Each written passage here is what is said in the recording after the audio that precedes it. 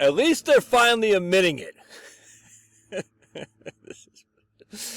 Oh, man. Now they're admitting it in a very hesitant way. They're just so hesitant to give up the ghost on the doomsday about retirement planning. But they're like, yeah, at some point we're going to kind of have to jump on board here. But, hey, it's not as good as what you think, everybody. Let me show you why. So this is, oh, man, I just,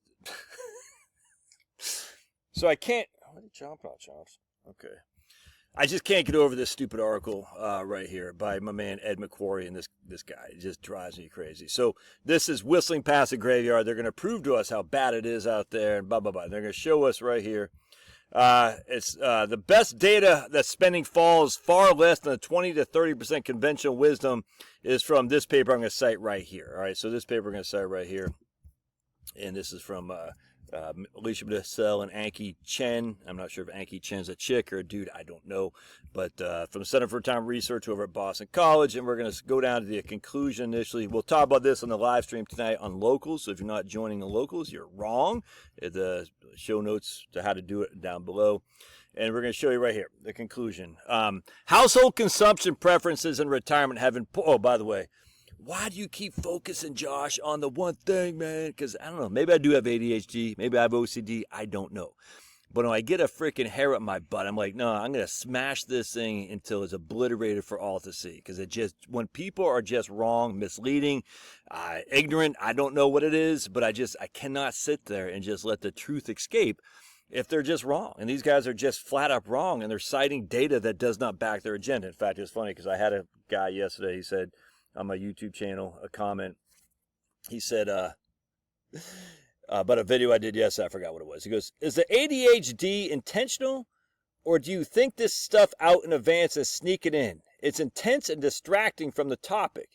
And of course, I went on to just destroy this guy. I said, no clue what you're talking about, but maybe it's my ADHD keeping me from understanding your brilliance. And of course, I had to pin. Did I pin that? I got to pin that because that was me in my best, just smoking all comers. Because that's what we do here at Heritage Wealth Planning Pablo channel. We smoke all comers. Maybe I should say Pablo Wealth Planning. All right, so let's look at what Anki and what's her name? Not Teresa. What's her name? Alicia Manel say. Household consumption preferences in retirement have important implications for our understanding of retirement adequacy. Now, I had to chuckle at adequacy because we come back up here. This made me laugh. The authors define adequacy as a difference between annuitized pre-retirement income and annuitized retirement income with some adjustments, something close to a replacement rate. And going back to these guys' article, these guys are saying you only have to cover 70% of your pre-retirement spending because you don't have the money to fund anything anymore. No one says it's pre-retirement spending. Everyone says it's pre-retirement income. There's just a good old-fashioned straw man article that's just embarrassing for any kind of academic to use. But they're using it because that's the only way they can, I don't know, get clicks. I don't know what's going on with that. But anyway, so again, we go here. The adequacy, a replacement rate, not of pre-retirement spending or consumption, but pre-retirement income right there. The difference between your annuitized pre-retirement income and annuitized retirement income with some other adjustments. Okay, so that should say, this is our scientific data to prove that people are under-prepared for retirement, that we're going to prepare pre-retirement annuitized income versus post-retirement annuitized income with some other adjustments. That doesn't give me a warm and fuzzy, that's for sure. Yeah, we'll come back to these guys right here. This is, I don't know who this person is. That's just been introduced from Alicia's book, article here. Hudamiet, I know her and Rowetter very well, and this is their right here. The age profile of life satisfaction at age 65. And I cannot wait to do a video on this because what these guys argue is that another potential reason for the decline suggested by preliminary data from that person, Hurd and Rowetter, is that retirees receive less enjoyment from consumption over time. Perhaps, as the authors hypothesize, due to declining health, the loss of a spouse with whom to share activities, and increasing age itself. You think. Anyway, crazy. Let's keep going. So here's the admission. Oops, right there.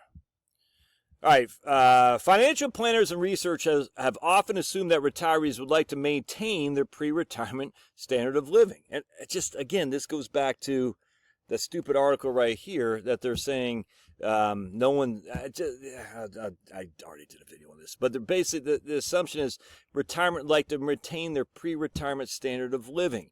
And they're using this data set from Alicia and Anki to validate their own conclusions, when Alicia and Anki are saying explicitly in their own article that people do have a massive drop-off from pre-retirement to initial stages of post-drop-off. That's a fact. What Anki and this lady, Alicia, are saying is, on the other hand, what is causing the drop during retirement? That hasn't been studied that much. Not from pre-retirement to post-retirement, but actually in retirement, what's causing the drop. And their argument is very clear here. They say, they're going to say right here, many studies have found the observed consumption is declining, implying that the retirement savings shortfall is overstated. This paper examined whether observed declines in retirement consumption is preferred or the results of constraints. So they're admitting right there that the declining observed consumption is declining. So Alicia and Anki are admitting right there, right for all to see, that the observed declines in retirement consumption are happening. Now their question is whether it's because of constraints or by your choice. Their results show that for the population as a whole, consumption declines over retirement. But they also show that constraints matter. Wealthier and healthier households have relatively flat, still declining consumption path, suggesting that constraints are at least in part driving the observed declines. No one would argue that. And what Alicia and Anki do is they say they divide it up. They have terciles. I didn't even know what a tercile was, so I read this paper. So I've learned two things from Alicia and Anki. A tercile is a third, a third, a third. No clue. Now I know. Isn't that great? And then what I learned, I never knew about Houdini, whatever the guy's name is, actually, who wrote this paper with Rowider, this guy right here, a chick. Who is this? Yeah, Peter Hudo-Miet. I don't know who that guy is. Peter Hudo-Miet. Never heard of him, but this is in 2021, so I'm very much looking forward to reading that research. Anyway, so what they're doing is they're dividing in terciles.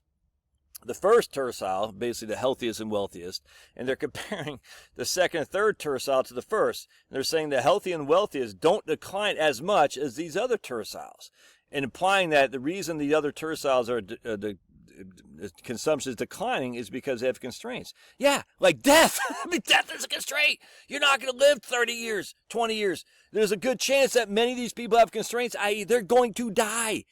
That is a constraint. They're not in good shape. That is a constraint. We just saw Ryan Sandberg last month just died. That is a guy who has some constraints. Just because it's a constraint doesn't mean it's not true or doesn't validate the idea that retiree consumption is declining.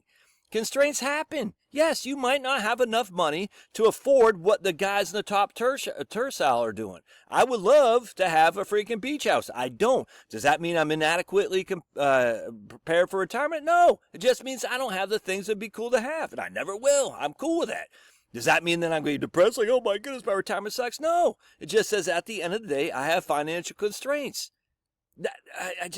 So they're admitting it, but they're saying, yes, but there's got to be a reason. There's got to be a reason retirement is declining, consumption is declining, and the reason has to be they run out of money or their health is bad. Well, we know it's not running out of money because we've done a million studies on this to show you that the wealth of older people has increased. There's just no two ways around this. So the only other cause would be the constraints, and the constraints are either they're not good health, which is inherently one, but that's nothing to do with the retirement system per se. That's to do with the insanity of modern medicine. Or part two would be, if they don't have as much health, would be what Hurd and Rothwilder's Peter Houdini are implying, I haven't read the study yet, that people just get less satisfaction out of spending as they get older. This is not an indictment on the freaking retirement planning industry. It's just not. It's an indictment on medical if you want. I wouldn't do that either, but at least they're admitting. All right, God bless Smash. If you don't do it for your old buddy Josh, the ADHD guy, at least do it for Pablo. At least do it for Staggle-Tooth Vampire. Look at that guy. He wants you to paw that like button. Paw that like button. Do it for Pablo. All right, God bless. We'll see you.